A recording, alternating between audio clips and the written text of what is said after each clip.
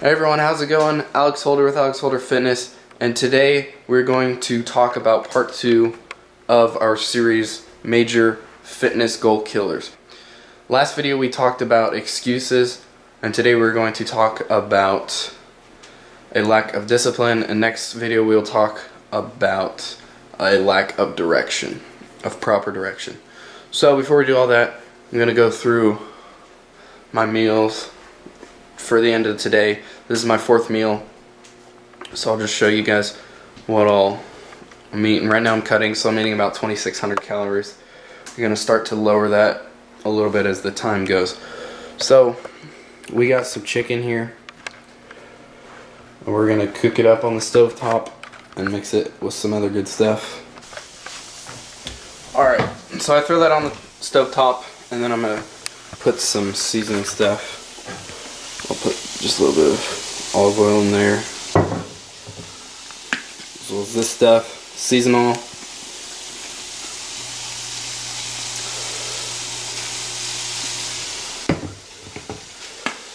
Minced onions,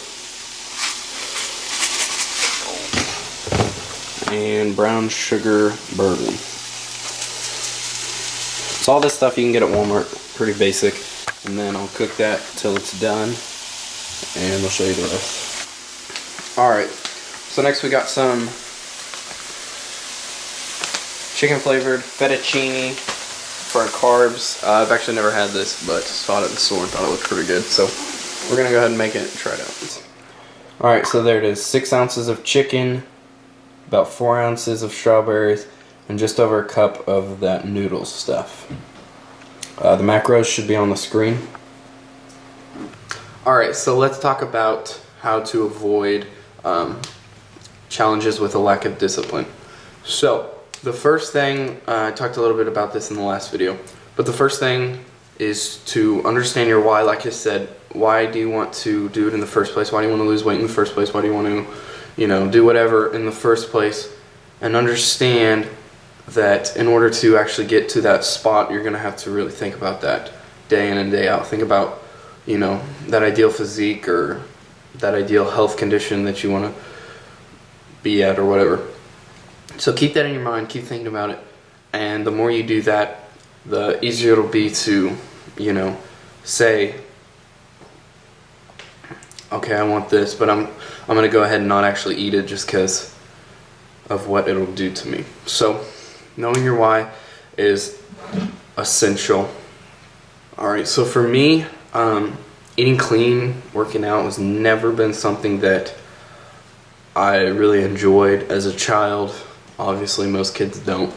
And so, the time that I actually started to lose weight, I got to a point of where I had this, this dream body in my head of how I wanted to look. And so it got to a point to where I wanted to get there so bad that, I could eat clean, or I could work out and go harder in the gym.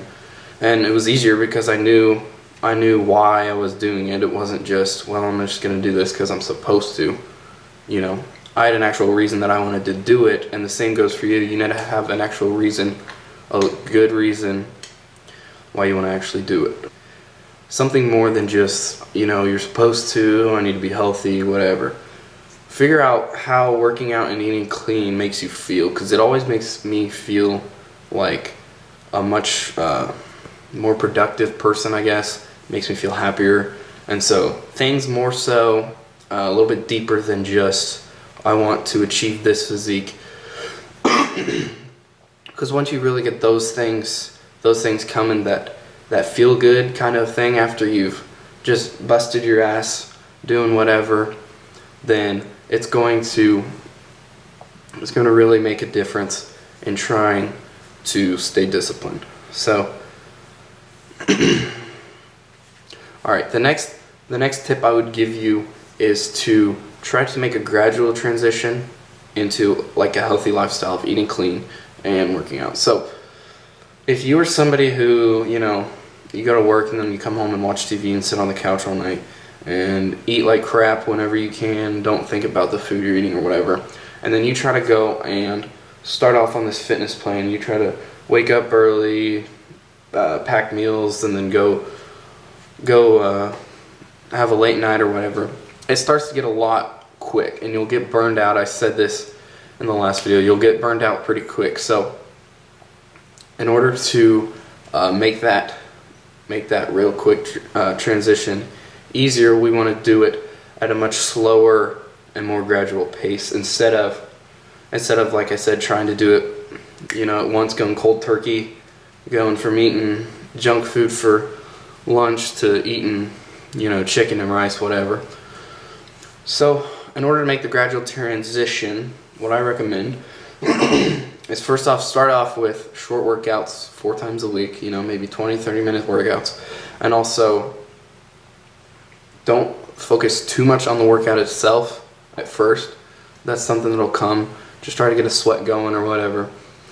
And then, this is if you're trying to lose weight. If you're somebody who's super lean and you're trying to put on a lot of muscle, then obviously the technique would be a little bit different. But if you are trying to, tone up and burn off that fat, then you need to, make that gradual transition. Start off, like I said, 20-30 minute workouts 4 times a week.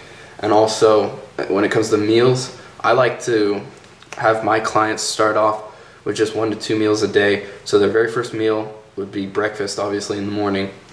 And so, because everybody's morning routine is normally pretty similar to each and every day. So whenever you wake up right away, I like to go and make my breakfast. That's the easiest for me because I'm always at home in the morning right before work or school or whatever. And so I can go make a clean breakfast and get that in. So 1 to 2 meals a day for about a week or 2 that are a little bit healthier than the rest of your meals. Now after a week or 2, you're going to need to kind of ramp it up a little bit more. Start adding, maybe a 3rd, maybe a 4th meal that's a little bit healthier, and eventually, you're going pretty good, eating clean most of the time. And after, a few weeks of working out, you can start to increase the volume of your workouts, increase the duration that you're going, as well as how often you're going, how many days.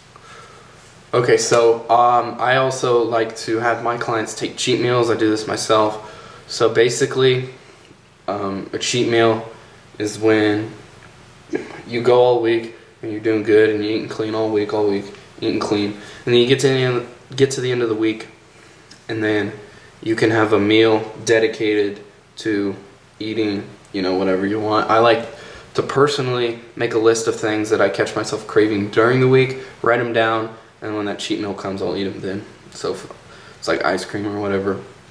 Try not to go overboard on your cheat meals though, because they normally are a lot higher in calories and a lot higher in fat than the rest of your meals during the week. So biggest thing on those is make sure you earn them and make sure you're not going overboard on them.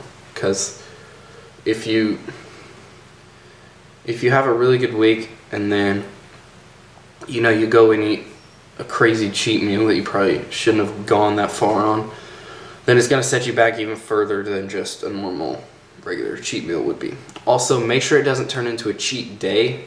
Now, I've had this happen before where you kind of wake up and you're like, it's cheat meal day, and then it turns into cheat meal breakfast, cheat meal lunch, cheat meal dinner, and then before you know it, you're eating 4,000 or 5,000 calories of junk food, which will put you a lot farther behind than just your small cheat meal.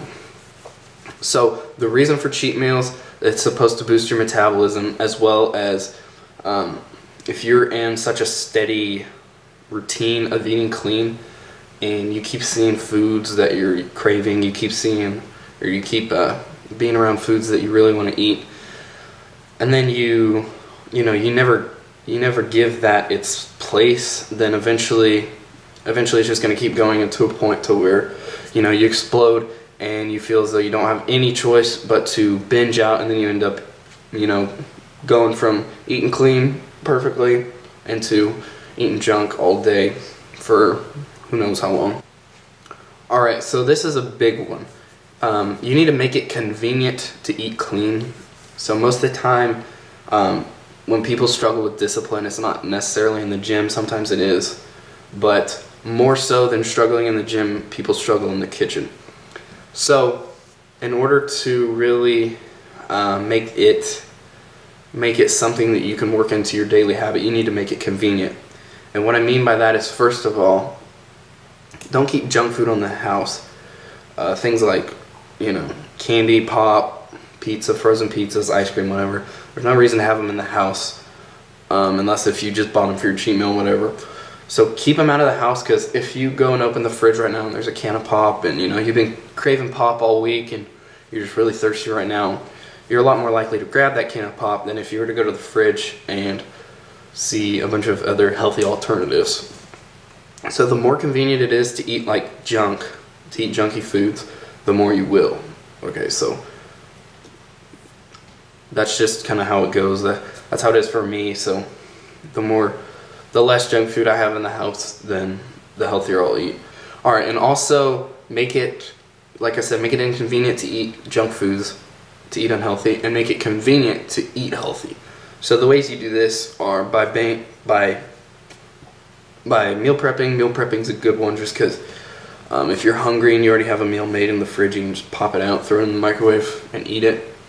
One thing I like to do is just make all my protein at one time, all my meats, and then put them in the fridge or whatever, and then I'll get out whatever carbs I'm having for the meal, if I am having carbs, and then I'll just heat up the meat with it, and then go like that. Because it's a lot easier to go and grab meat that's already made out of the fridge, heat it up, and then eat it, instead of every single meal that you're trying to eat clean. You're in the kitchen cooking meat or whatever. So make it convenient to eat healthy, make it inconvenient to eat unhealthy. I think this is a big step that most successful people who have either lost weight or really stuck through with fitness would tell you that. Because like I said, the easier it is for you to get your hands on something healthy, the more likely you are to eat it, and the harder it is for you to get your hands on something unhealthy, the more likely you are to not eat it. Okay, so discipline and willpower is a muscle, not literally, metaphorically speaking, figuratively speaking. It is a muscle just like the other muscles in your body. It has a certain amount of strength. Okay, so if this is a strength and you try to get it to do a task that takes this much strength, you're going to fail. So in order to expand that muscle, make it bigger, make your discipline, make your willpower stronger, you really need to work it as such. So just like you would do, a bicep curl to work on your biceps, you need to do things that take discipline at a shorter and slower rate than some things that take a lot of discipline. So the more little things that you start to work on and gradually build your way up, then eventually you'll get to a point to where you can be starving and there's pizza on the counter and you can say, nope, I got my chicken and rice that I'm going to eat, or whatever, if you can't get pizza to fit your macros. So guys, just to recap, so we're going to focus on keeping your why in your mind, making sure that your why is sufficient. Also, making a gradual transition from an unhealthy lifestyle to a healthier lifestyle. And then the third one would be to take cheat meals and have a reward, cheat meal reward. Keep junk food out of the house, make it inconvenient to eat unhealthy, make it convenient to eat healthy. And then the last thing that we talked about is discipline and willpower is a muscle, so we need to treat it like one. Awesome, guys. Thanks for watching. Subscribe for more content. Check me out on Instagram, Alex Holder Fitness. Thanks for watching, and we'll see you next time. Peace.